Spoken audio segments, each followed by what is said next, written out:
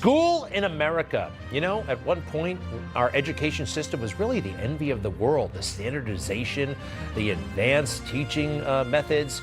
And some schools were better than others, but we were all basically on the same page, you know.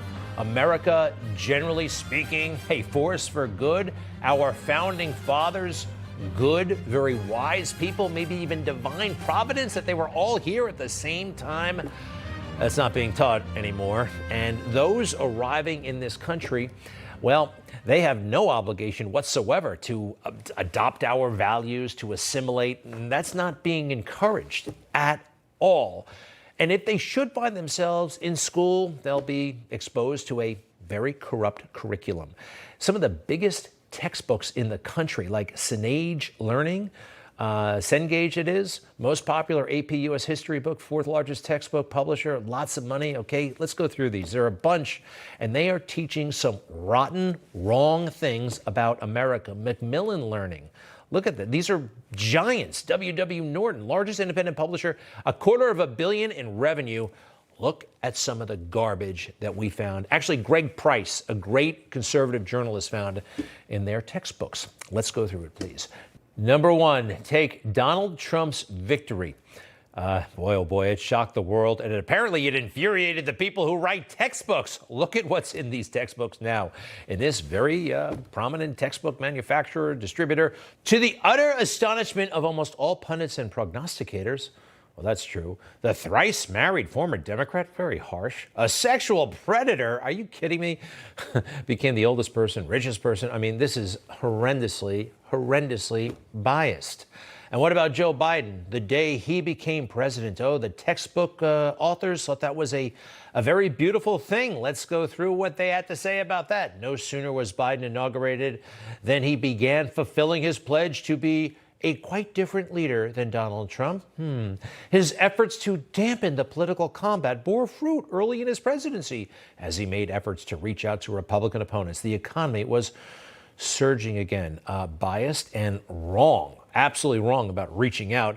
I guess they did not see the Joe Biden horrendously angry at MAGA speech in Philadelphia last Labor Day. And here's one that really bothers me. The whole Charlottesville lie thing that's made its way into the history books, Trump's refusal in 2017 to condemn a white nationalist rally in Charlottesville, Virginia, during which a young female protester was killed, also caused alarm. This is the Charlottesville lie. Oh, by the way, it is acceptable in America still to support the statue of our Civil War generals, be they Union or Confederate, including Robert E. Lee.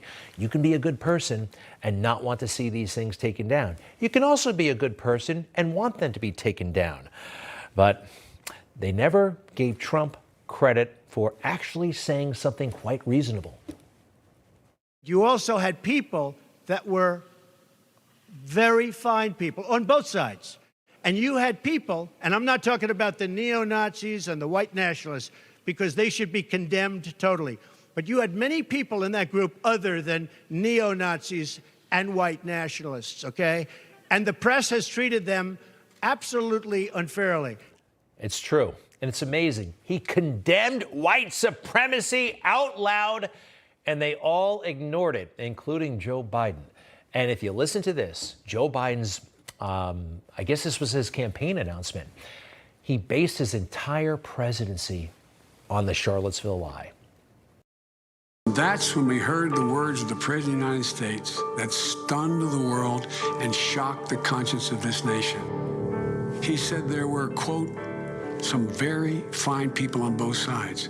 Very fine people on both sides. In that moment, I knew the threat to this nation was unlike any I had ever seen in my lifetime. No, you liar. He condemned white supremacy, and you lie about it, and the media cover for you. And by the way, there are some people who actually don't even know that President Trump condemned white supremacy and the skinheads because they were never told. They were never shown that footage. Kind of amazing. All right. I'd like to take a look at Congressman Jeff Jackson, all right? He's a Democrat of North Carolina. I'm actually going to call him Congressman Nobody. He really wants to be somebody, but I think he's a nobody because I don't like the way he talks about his political adversaries, people on the other side of the aisle. This video went semi-viral today. Take a look. I'm still brand new to Congress. I've only been there 100 days. And I don't know if I'm not supposed to say this out loud, but it's true and important. And if you don't know this, you need to. Most of the really angry voices in Congress are totally faking it. These people who have built their brands around being perpetually outraged, it's an act. I've seen a bunch of examples. Here's one. I've been in committee meetings that are open to the press and committee meetings that are closed. The same people who act like maniacs during the open meetings are suddenly calm and rational during the closed ones. I don't like this guy. I don't like his approach at all. He's been there 100 days. Well, we've been watching this Congress very, very closely, the last Congress, the Congress before, and I don't think Matt Gaetz acts like a maniac in those committee hearings. Do you? I think when he challenges our military leaders who lost a war in Afghanistan, he's doing a fantastic job. The same goes for Marjorie Taylor Greene. These people, if you actually listen to them, are not maniacs. They're very, very smart, and they're committed. And there's a lot to be angry about, oh, by the way. And here's Lauren Boebert. Is this a maniac?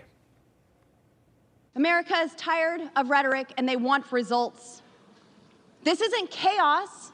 This is a constitutional republic at work. I'm a mom of 4 boys. I know what chaos and dysfunction looks like. This is actually a really beautiful thing to be here with all of my colleagues debating, just as the gentleman from Montana said. Yeah. Isn't that great?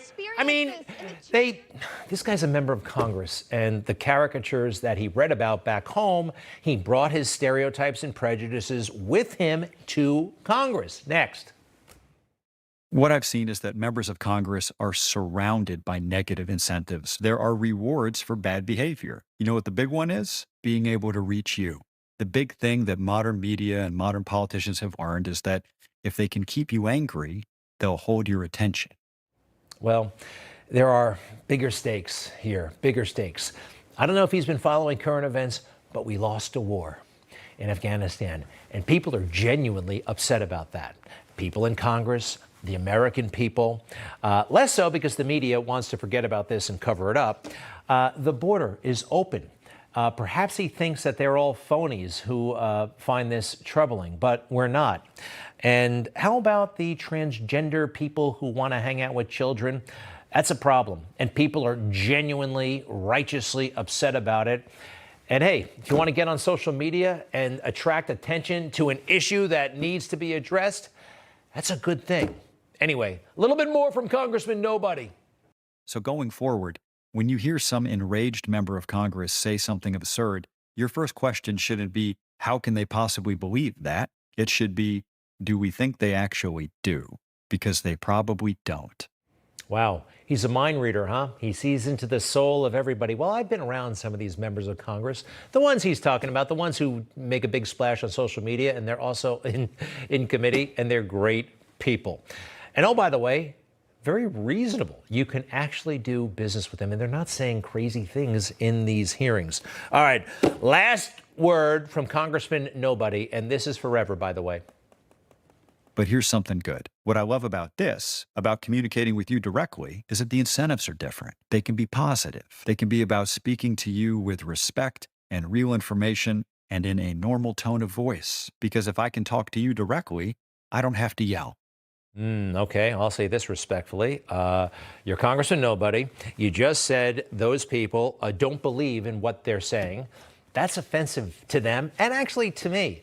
These issues are real, and you're the good guy, right? Because you don't, I don't know, because you're boring on social media.